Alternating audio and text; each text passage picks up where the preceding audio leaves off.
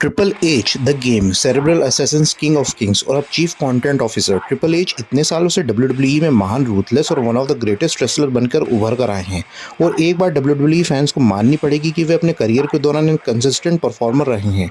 WWE को उन्होंने जो अपना योगदान दिया है वो काबिले तारीफ है और बहुत कम ही रेसलर्स डब्ल्यूडब्ल्यूई में उस मुकाम को छू पाते हैं। हमारे चैनल पर ज़्यादातर अंडरटेकर की हम बात करते हैं कि वे कितने ग्रेट हैं, पर यहाँ ट्रिपल एच के वर्क एथिक और रेसलिंग प्रोफेशन के प्रति उनके कमिटमेंट को भी हम सलाम करते हैं।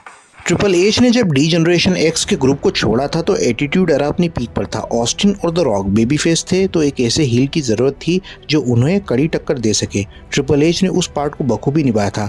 2001 के समय स्टोन कोल्ड स्टीव ऑस्टिन और ट्रिपल एच, जो एक दूसरे के जानी दुश्मन थे, उन्होंने अपनी एक टीम बना ली थी जिसे 2 मैन पावर ट्रिप कहा गया था और उस वीडियो का लिंक आपको डिस्क्रिप्शन में मिलेगा, आप चेक कर सकते हैं, क्योंकि उसको देखे बगैर आप करंट ट्रिपल एच की टाइमलाइन को समझ नहीं पाओगे।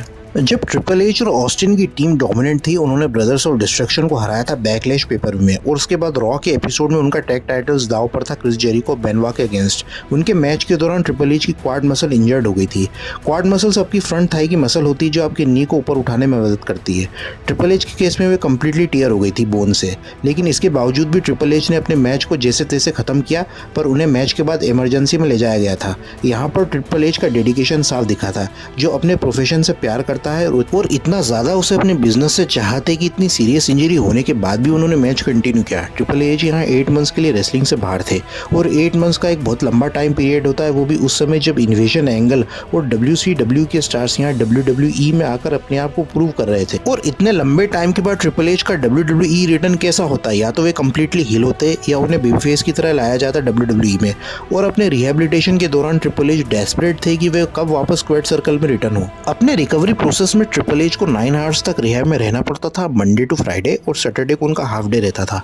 ट्रिपल एच का दिन स्टार्ट होता था उनके ब्रेकफास्ट से, फिर रिहैब और जिम, और अपने रिहैब के दौरान उनका वेट 25 पाउंड्स तक लूज हुआ था और उन्हें डॉक्टर ने भी रॉ के शोज में अटेंडेंस में बैठने से भी मना कर दिया था। 2001 वेंजेंस पेपर व्यू के कवर पर ट्रिपल एच अपीयर हुए थे और यहाँ वे पूरे पेपर व्यू में नहीं थे, पर यहाँ उनके बिग रिटर्न को टीज किया गया था और उसी पेपर व्यू में क्रिस जेरिको ने स्टोन कोल्ड स्टीव ऑस्टिन को हराकर इतिहास रचा था और वे बने थे पहले WWE के अनडिस्प्यूटेड चैंपियन। और ट्रिपल एच यहाँ चैलेंज करेंगे क्रिस जेरिको को WWE अनडिस्प्यूटेड चैंपियनशिप के लिए।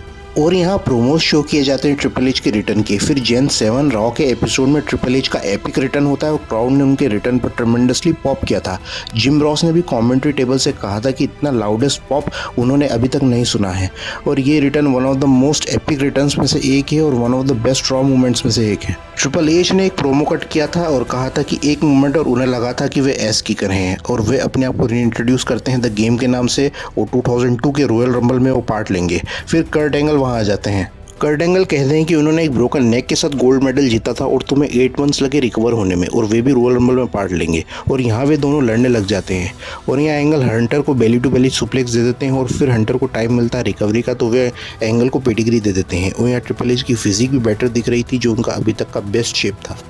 और फिर जब रॉयल रंबल में ट्रिपल एच की एंट्री होती है और यहाँ रिंग में स्टीव ऑस्टिन पहले से ही प्रेजेंट थे, हंटर रिंग में एंटर करते साथ ही ऑस्टिन के साथ ब्रॉल करने लग जाते हैं और फिर हरिकेन की एंट्री होती है और यहाँ पे थोड़ी बहुत कॉमेडी देखने को मिली थी, पर एंड में ट्रिपल एच कर्ट एंगल को एलिमिनेट करते हैं और वे अपना फर्स्ट एवर रॉयल रंबल जीत जाते हैं और यहाँ से ट्रिपल एच का फ्यूड स्टार्ट हो जाता है कर्ट एंगल के साथ। और फिर अगले मंडे रॉ के एपिसोड में कर्ट एंगल चैलेंज करते हैं ट्रिपल एच को No Way Out pay per view में, जिसमें अगर वे जीतेंगे तो उन्हें चांस मिलेगा WWE अनडिस्प्यूटेड चैंपियनशिप के लिए। फिर फरवरी 4 रॉ के एपिसोड में ट्रिपल एच और स्टेफनी का एक रिंग सेगमेंट होता है जिसमें स्टेफनी ट्रिपल एच से कहती हैं कि वे प्रेग्नेंट है और हंटर यहाँ पे खुश हो जाते हैं और वे अपनी वेडिंग को रिक्रिएट करना चाहती हैं। फिर 11 फरवरी रॉ के एपिसोड में ट्रिपल एच जब अपनी वेडिंग के लिए तैयार हो रहे होते तो उनकी mother in law Linda McMahon का फ़ोन कॉल आता है और वे हंटर को बताती हैं कि ये झूठे की स्टेफनी प्रेग्नेंट है, जिसमें वे हंटर को एक वीडियो भेजती है जिसमें जो डॉक्टर जिसने स्टेफनी को प्रेग्नेंट बताया था वो फेक था। फिर जब उनकी सेरेमनी होती है, ट्रिपल एच उस सच को एक्सपोज करते हैं और स्टेफनी को बहुत बुरा भला बोलने लग जाते हैं और अपनी ऑन स्क्रीन मैरिज को वे एंड कर देते हैं और वे विंस को पीटते हैं और पूरी सेरेमनी को डिस्ट्रॉय कर देते हैं। फिर फरवरी 14 स्मैकडाउन के एपिसोड में एक टैग टीम मैच होता है मेवन और ट्रिपल एच का अंडरटेकर और कर्ट एंगल के साथ, जिसे डिस्क्वालिफिकेशन से मेवन और ट्रिपल एच जीत जाते हैं। पर मैच खत्म होने के बाद एंगल और टेकर दोनों ट्रिपल एच को असॉल्ट करने लग जाते हैं। फिर स्टेफनी अपने आप को स्पेशल रेफरी डिक्लेयर करती हैं एंगल और ट्रिपल एच के मैच में। और No Way Out pay per view में ट्रिपल एच और कर्ट एंगल का मैच होता है, जिसमें कर्ट एंगल ट्रिपल एच को कड़ी टक्कर दे रहे थे। यहाँ स्टेफनी ट्रिपल एच को डबल क्रॉस करती हैं और कर्ट एंगल के साथ हो जाती है। एंगल यहाँ चेयर शॉट से हंटर को मारते हैं और फिर एंगल स्लैम करके वे ट्रिपल एच को हरा देते हैं। यहाँ कर्ट एंगल को नंबर 1 स्पॉट मिलता है WWE अनडिस्प्यूटेड चैंपियनशिप का रेसलमेनिया में। और अगले मंडे फिर से नंबर 1 कंटेंडर का रीमैच होता है और यहाँ ट्रिपल एच कर्ट एंगल को हरा देते हैं। यहाँ पे ट्रिपल एच फिर से नंबर 1 कंटेंडर हो जाते हैं क्रिस जेरिको के अनडिस्प्यूटेड चैंपियनशिप के लिए। और यहाँ अब इंटरेस्टिंगली स्टेफनी जेरिको के साथ अलाइन हो जाती हैं। यहाँ पर स्टेफनी जेरिको बिजनेस एसोसिएट्स हो जाते हैं। यहाँ पर स्टेफनी जेरिको को अपने फ़ायदे के लिए यूज़ करती हैं। और जब उनके रेसलमेनिया 18 पर मैच होता है, जो रेसलमेनिया का इवेंट का लास्ट मैच था, ये थोड़ा अंडरवेलमिंग था पर ठीक ठाक था। यहाँ पर हंटर के फैंस उनके सपोर्ट में थे। जेरिको ने भी अपने पार्ट को बहुत अच्छे से प्ले किया था और मे भी वे अपने मिड कार्ड राइवलरीज में ज़्यादा अच्छे से सूट होते हैं। स्टेफनी भी यहाँ मैच में इन्वॉल्व होती हैं और उन्हें भी पेडिग्री मिली थी। ट्रिपल एच यहाँ जेरिको को हरा देते हैं और वे दोनों बेल्ट्स को जीतकर अनडिस्प्यूटेड चैंपियन बन गए थे। और अब कुछ इंटरेस्टिंग फैक्ट्स की बात करें तो ओरिजिनल प्लान्स ये थे कि Steve Austin versus triple H का रेसलमेनिया के मेन इवेंट में मैच होता, पर ऑस्टिन अब हील वाला पार्ट प्ले नहीं करना चाहते थे। जेरिको ने अपनी बुक में कहा था कि केविन नैश यहाँ जेरिको से टाइटल जीतते रॉ पर और केविन नैश और ट्रिपल एच का मैच होता रेसलमेनिया में, पर उसको कैंसिल कर दिया गया था क्योंकि Vince Triple H versus Jericho को मेन इवेंट में देखना चाहते थे।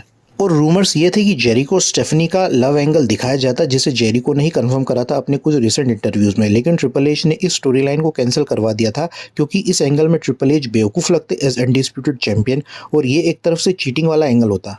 और रेसलमेनिया 18 का Hulk Hogan versus the rock का मैच इतना ज़्यादा शानदार हुआ था कि उसने triple H versus Jericho match की हाइप को ही ख़त्म कर दिया था और उनका मैच क्राउड अटेंडेंस के लिए देखना थोड़ा सा पेनफुल हो गया था। तो दोस्तों, यहाँ पर ट्रिपल एच का एपिक 2002 रिटर्न का वीडियो एंड होता है और अगले वीडियो में यहाँ आने वाला है Triple H versus Shawn Michael का।